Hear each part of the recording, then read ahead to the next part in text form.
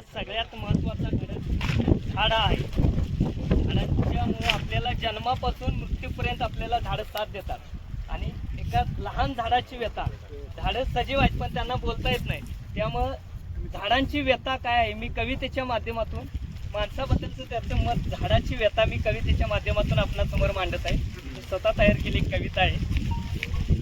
कवितेचं नाव आहे मी झाड बोलते. अरे माणसा मी झाड बोलते झाड, तुझ्या मुलांप्रमाणे माझेही करशील का तू लाड.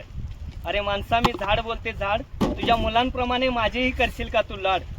तुझ्या मुलांसारखे मी होणार नाही हट्टी, तुझ्या मुलांसारखे मी होणार नाही हट्टी.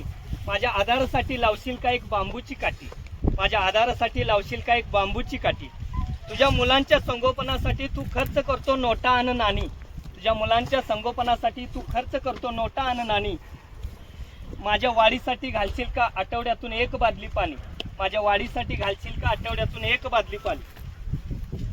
तुला ऑक्सिजन देणं हे तर माझंच काम, तुला ऑक्सिजन देणं हे तर माझंच काम. माझ्या सावलीत बसल्यावर तुला येणार नाही घाम, माझ्या सावलीत बसल्यावर तुला येणार नाही घाम. माझ्या लहानपणी मला दिलास तू आधार, माझ्या लहानपणी मला दिलास तू आधार. तर आयुष्यभर करत राहीन मी तुझ्यावरती परोपकार, आयुष्यभर करत राहीन मी तुझ्यावरती परोपकार. तुझ्या मुलांचे सर्व काही करता करता जवळ येईल तुझी साठी, तुझ्या मुलांचे सर्व काही करता करता जवळ येईल तुझी साठी.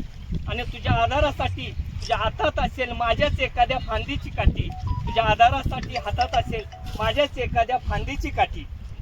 तू जन्मालाच आणि माझ्या नातेवाईकांमुळे घेतलास तू पहिला श्वास, कारण मूल ज्यावेळी आईच्या पोटातून बाहेर येतं आणि त्याची आईशी जोडलेली नाळ कापली जाते, तो पहिला श्वास हा झाडांच्या मुळेच घेतो.